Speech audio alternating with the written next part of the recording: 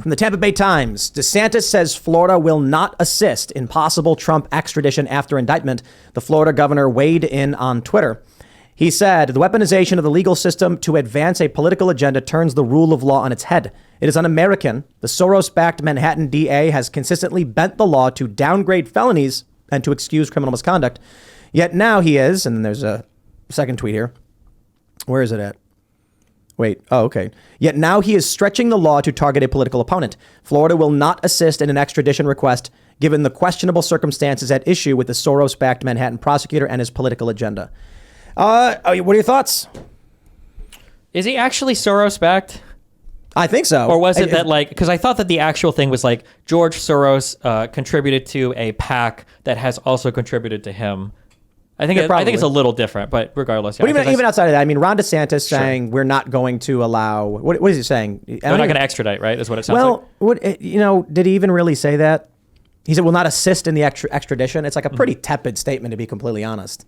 So I don't even know if there's an actual question to be asked. Should Florida assist in the extradition? Like, does it matter? Well, it kind of matters. I think it matters based on the precedent of the crime. If this is a crime that they wouldn't normally extradite for, then they probably don't have an obligation to, right? Like, I don't think California would extradite me if I had like an outstanding speeding ticket in Iowa, right? Yeah. Well, this might be a similar thing where they don't extradite. But if there was like if somebody like did a double homicide and Florida's like, we're not going to extradite them, that'd probably be a pretty big deal. But yeah. I don't know for a crime like this if extradition is ordinary or not. Donald Trump, what's the charge that he falsified a legal bill? It's that he falsified a legal bill, but it has to be something more than that, right? Because that charge in and of itself is a misdemeanor that the statute of limitations would have expired on. So it's that he falsified that legal bill in the commission or the obscurement of another crime. I don't know what that other crime is, right? I think it's related to election stuff. The argument was that it pertained to campaign finance, or they used campaign funds to do it or something like that. Yeah. Because Cohen billed Trump campaign or whatever. But I guess we'll see when the indictment comes out if they're stretching this up to a felony. My view is it's all overtly political, and this country is being ripped to shreds. So I don't know if it really matters whether DeSantis is going to do anything or not. It's whether we can have a debate about it or not, no one's going to agree. The end result is just going to be people on the right saying that Trump is being politically persecuted, and people on the left saying it's justice. Well, it only matters for the primary because DeSantis this whole time has been trying to position himself as Trump without the bad stuff. That's sort of his whole brand. But as you go into this more and more, you're going to see that DeSantis really isn't a Trump guy. He's going to try and make his own brand of sort of Trumpism, but with some other stuff. And I think a lot of the hardcore Trump people like myself, I mean, I was a day one 2016 supporter. Right when he came down the golden escalators, I was already sold.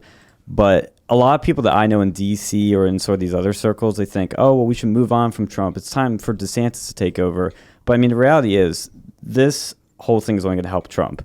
I think the mugshot, it's going to be on T-shirts. It's going to be art. Like, people are going to love it. On the left, they're loving it because they think, oh, we finally got him. We got the handcuffs on Donald Trump. But on the right, they're just going to think he's a martyr. Can I play this video from Dash Dabrowski? Yeah.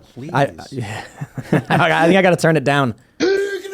Donald Trump has been indicted in Manhattan. The grand jury just voted to indict Donald Trump for his hush money payments to Stormy Daniels. This is big news. I don't know if he realizes, like, if he's in control of his moods when he goes, what is he?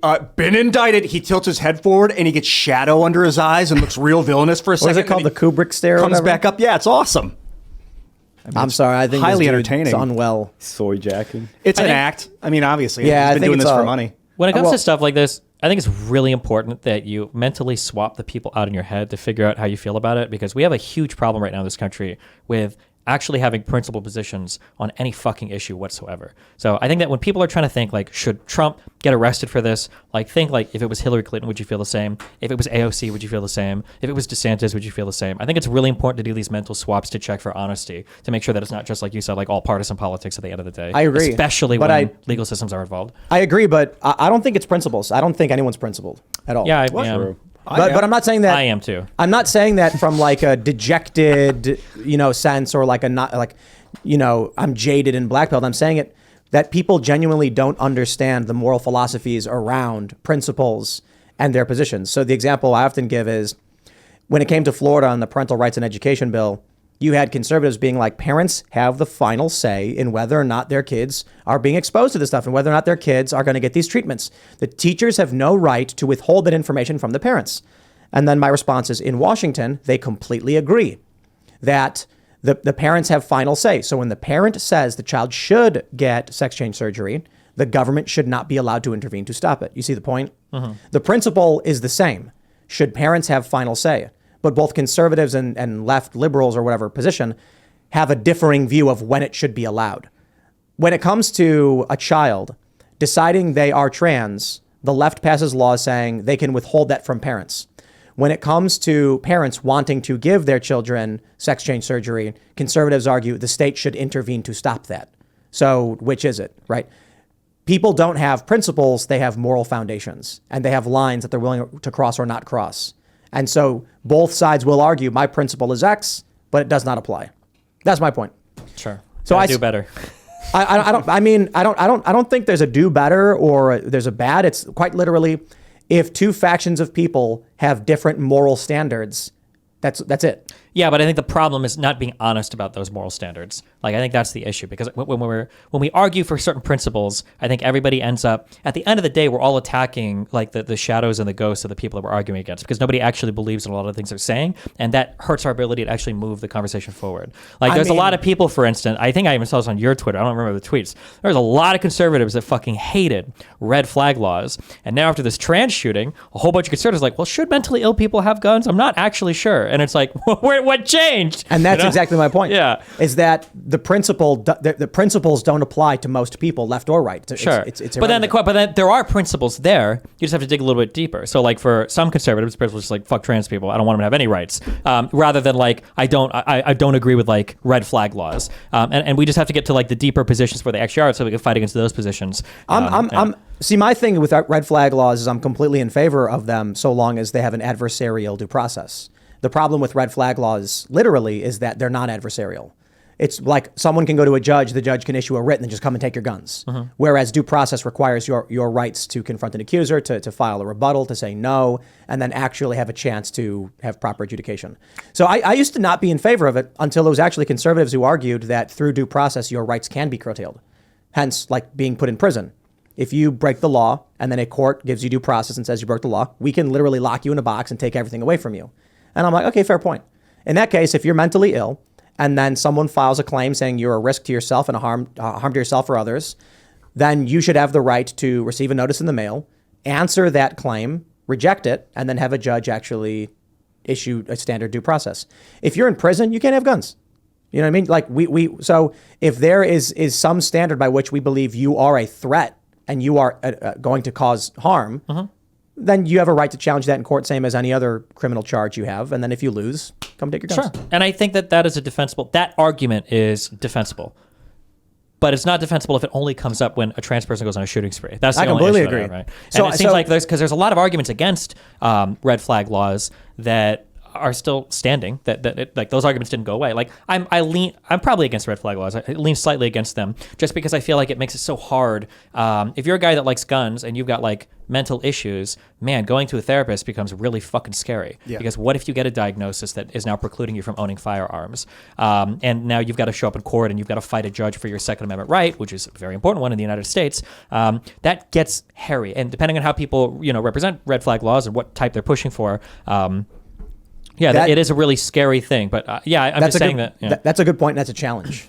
It reminds me of the do you guys know BoJack Horseman? Yeah. Mm-hmm. It's like that scene with the, saying the women carry guns and she's in front of Congress and she's like, well, if you don't want women to carry guns because you're worried about what's going to happen, then you either have to ban all guns or you've got to let women do it. And they like ban all guns. It's like, okay, well, that's kind of what it feels like happened with the transgender thing after the shooting, where conservatives are like all of a sudden, because they're like, well, maybe it is really important that we look at the mental health of people that have guns. And like everyone on the left is like, what the fuck? Well, like, yeah, of course. But Well, I agree. I think if someone goes on Prozac, you could argue that they're not mentally well for a gun. If someone's an alcoholic, that's you could like argue 25% of fucking Americans at this point, though. Pharmaceuticals. That's scary. And there's another interesting thing I talk about when I was in L.A. in Venice, and you got those guys selling weed cards, and they're like, I'm walking down the street going to the skate park, and this guy goes, yo, man, you got your weed card yet? You get your weed card? And I'm like, nah, I'm a weed card. He's like, why not? Why don't you have your weed card? And I'm like, I don't need one. He's like, I'm not sick. And he goes, oh, well, you skateboard, right? And I'm like, yeah. And he's like, don't you like hurt your legs or whatever? And I was like, yeah, sometimes my knees. And he goes, oh, bro, you got knee problems? Oh, you need some meat. You need some weed. You got to get a weed card.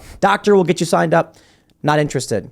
You get that weed card, you smoke weed, you are ineligible. You can't own a gun. Maybe for physical pain, you could get away with it. But if you say it's stress, no. Ian, wait. That's is that true? Or are you saying No. it could theoretically be true with red flag laws? On the form, it asks you if you are a user of narcotics. And so the risk is if you have a weed prescription card, yes, you are. And that means you will be ineligible for owning a gun. It's insane. Huh. Yeah, so you ever see what are they called? The forms you fill out when you have to buy a gun? It asks you if you're a user of narcotics. And they have it classified federally as a Schedule 1 narcotic. Right. It's like the worst possible one. If you have a weed card, I don't think you'll be able to argue you weren't lying. They're going to say, you have a weed card prescription, like, to do this drug. There's no shot. I can't believe that.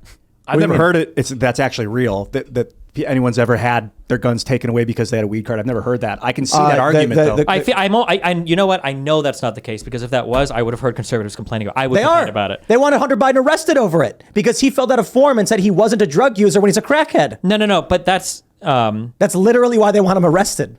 for Hunter Biden? Hunter Biden filled out a form. The form was released publicly, and on it he said he was not a drug user, despite the 4473 for a gun? The background check form for a gun.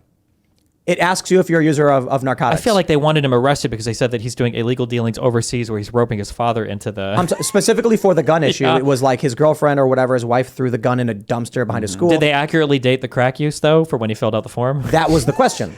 That's really important. Is the argument he quit doing crack a long time ago, thus he was saying no, and the argument was he's like still a crackhead. They found a crack pipe in his car around some time or whatever.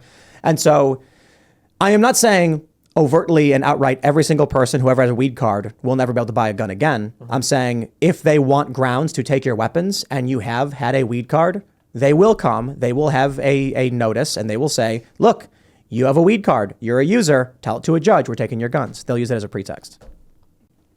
We do. Wait, hold on. Okay, I looked at the 4470 things. I'm curious now. So it says, so it says, are you an unlawful user of marijuana? So I would say if you've got the card, you're probably not unlawful, but federally, no. This is a federal Yes. form, maybe you would be. You would absolutely be. They actually say on the form, I'm pretty sure it says note, regardless of local laws. See what it says? It says that, right? Yeah, it says possession of marijuana remains unlawful under federal law, regardless of whether it has been legal. Oh, shit. Well, government's coming for my gun soon. Completely insane. You're like, oh, crap. This country is built on the back of hemp, man. Look at George Washington's eyes on the $1 bill. He's stoned. Although I will say, I've never heard of like the ATF cross-referencing databases to like axe guns from people that have like legal marijuana cards or whatever. But they can if they want to. Theoretically, right? maybe. Thanks for watching this clip from the Timcast IRL podcast. Hang out with us live Monday through Friday at 8 p.m. and become a member over at timcast.com for uncensored, members-only shows exclusive. Thanks for hanging out, and we'll see you all next time.